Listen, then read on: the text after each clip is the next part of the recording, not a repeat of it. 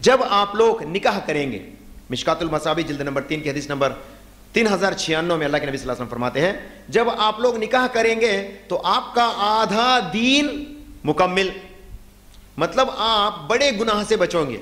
آدھا دین مکمل کا مطلب بڑے گناہ سے بچنا ہے. زنا گناہ کبیرہ ہے، عیاشی گناہ کبیرہ ہے. تو ان بڑے گناہوں سے ہم جب بچ جائیں گے تو ہمارا آدھا دین بچ گیا. ہم نیک کیسے بنیں گے؟ علماء دین فرماتے ہیں ہم نیک کیسے بنیں گے؟ برائی سے بچیں گے، سمجھو کہ تم نیک ہو. برائی کرنے سے بچو گے، سمجھو کہ تم نیک ہو. اور آپ کو نکاح کرنے سے آدھا دین مکمل ہو گیا. اور اللہ کے نبی صلی اللہ علیہ وسلم یہاں پہ فل اسٹاپ نہیں لگائے بلکہ کہنے لگے بقیہ آدھا دین کے لیے تم جد و جہد کرو. بولے بقیہ آدھا دن کے لیے جد و جہد کرو، مطلب دوسرا بھی کر لیں گے تو کیا پورا ہو جائیں گا.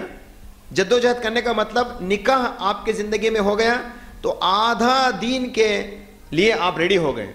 باقی آدھا دین کو آپ اسٹیبلش کرنا ہے تو آپ اس کے لیے جد و جہد کرو. بولے تو اس سے فائدہ ہے کہ دین کے اندر سکونت آ جائیں گے. اور عورت بچوں کو جب 18 سال پار ہوتے ہی آپ جو پیسہ ریل چل ان کے اوپر خرچ کرتے ہیں بچوں کو زیادہ تر پڑھانے کے لیے، اور زیادہ پڑھنے کے بعد کیا ہو جاتے ہو دنیا میں دیکھتے ہیں ہم لوگ. اگرچہ میں بولوں گا تو کہیں گے کہ جابر غلطی بول رہے بول کے. زیادہ پڑھ بھی نہیں لینا. زیادہ پڑھنے والے عورتیں کیسے رہتے جی؟ چلو عورتیں چھوڑو، زیادہ کرنے والے مردہ کیسے رہتے ہیں؟ اپنے آپ کو بہت ہوشیار سمجھتے اور دین سے دوری سے اختیار کر لیتے اپنے آپ کو بہت ہوشیار. کوئی مول صاحب کچھ تو بھی بولے سمجھو ایسے ہی بولتے جی ارے کیا تو بھی معلوم ان کو دنیا کے بارے میں بولتے، ان کو کچھ زیادہ معلوم ہے جیسا. اپنے آپ کو اسلام سے دور کرنے کے لیے ایک اسلامی اسکالر کو جو ہے نگیٹو بات کہتے چلتے ہیں. یہ زیادہ علم کی وجہ سے ہوتی ہے. تو علم بھی اتنا نہ ہو کہ ہمیں دنیا سے دور کرے. علامہ اقبال کیا فرماتے ہیں؟ دنیا دین سے کرے دور تو تعلیم بھی فتنہ. بولے اتنا تعلیم بھی نہیں جو ہم اسلامی باتوں کو کمزور سمجھنے لگے، اسلامی سنتوں کو کمزور سمجھنے لگے. سمجھ رہے نا بات؟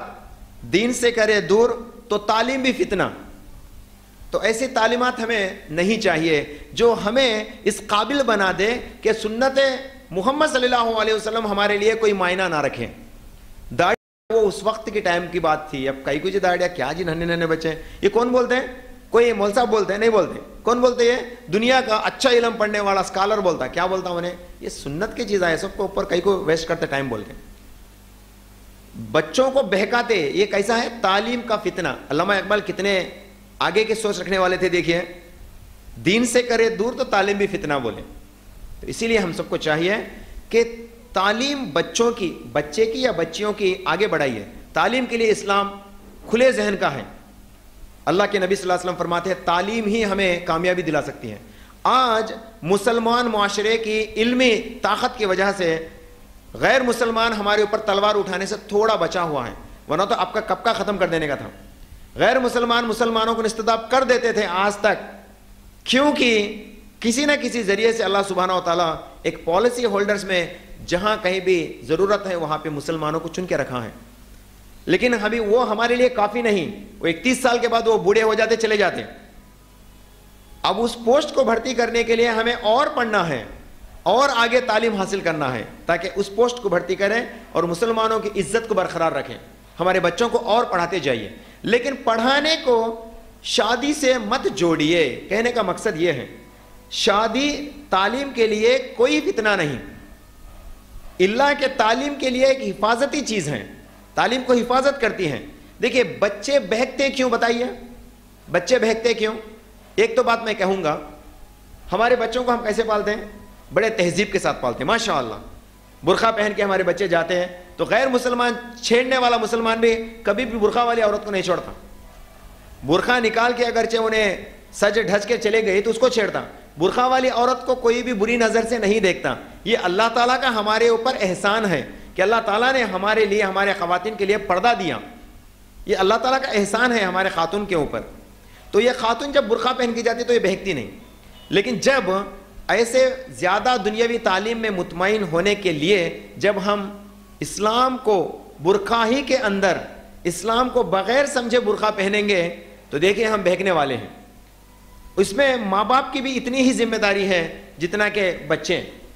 जितना कि माहौल के, सोशल मीडिया की जितनी जिम्मेदारी, बच्चों की भी, माँ बाप की भी उतनी जिम्मेदारी है। क्यों? हम अपने बच्चों की निकाह के ताखिर कर देते हैं और कहते हैं कि कमाना है।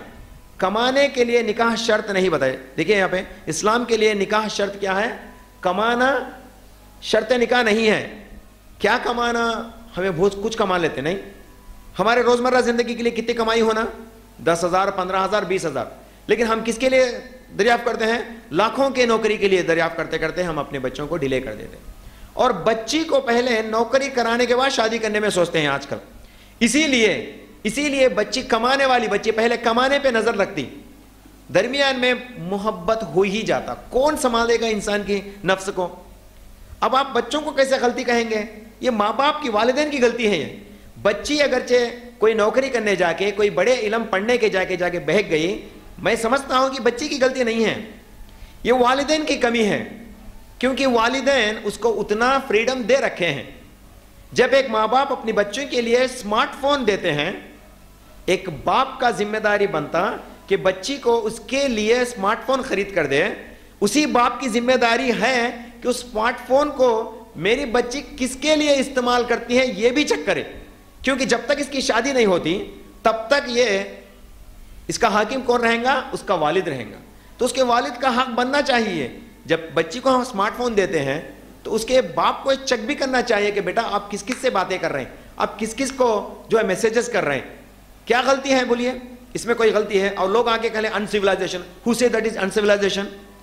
If cheating his father, cheating his mother is अनसिविलाइजेशन? Never. We won't act up. हम लोग उसे एक्सेप्ट करते हैं? हमें नहीं एक्सेप्ट करते। वो अगर वो अनसिविलाइजेशन है, बच्चे यानी फादर का बेटी के लिए स्मार्टफोन लगना अनसिविलाइजेशन है, तो बेटी का माँ बाप को धोखा करना ये अनसिविलाइजेशन तो क्या है, धोखा नंबर 1 हो जाएगा ये। इसीलिए पहले बड़े गुनाह होने से पहले इस चीज को संभाल लीजिएगा। तो बहरहाल ये यहाँ पे कंटेक्स्ट को खत्म करेंगे और आइए, निकाह जल्दी कीजिए, निकाह जल्दी कीजिए। ये सबसे ज्यादा उल्मा इससे पहले भी बोले थे। और जहां कहीं भी निकाह के ताल्लुक से बात होती है वहां पे बोलना चाहिए, हमारे मुआशरे को जगाना चाहिए। 18 साल पार होती ही बच्ची के निकाह कीजिए, फिर इंशाअल्लाह अपने बच्ची को डॉक्टर भी बनाइए। आप देखते कभी IAS बनने वाले जितने भी खातून हैं तो क्या वो गैर शादीशुदा हैं? मोर देन 90% ये लोग शादीशुदा हैं। मोर देन 90% खातून जो IPS के अंदर जाते हैं, जो IAS के अंदर जाते हैं, मोर देन 90%, सेंसेक्स की बात कर रहा हूं मैं, more than 90% they were married. वो लोग शादीशुदा हैं। बाद में इल्म को कभी भी कमजोर नहीं रखे बल्कि इल्म को और कंटिन्यू करें। मतलब ये बहकने वाले चीजों को यहाँ पे शादी के साथ आप उसको खत्म कर दे रहे हैं। आपकी बच्ची का रास्ता आसान कर रहे हैं कि वो कंसंट्रेशन करे स्टडीज के ऊपर। अगरचे मेरा शोहर मुझे ड्रॉप कर रहा है बोल के वो खातून अंदर चले गई, ना कोई बच्चा उसके तरफ निगाह उठा के देखता। समझ रहे ना बात? मैं खुली बात कर रहा हूं। अगरचे गैर शादीशुदा है तो उसके लिए एक मौका रहेगा।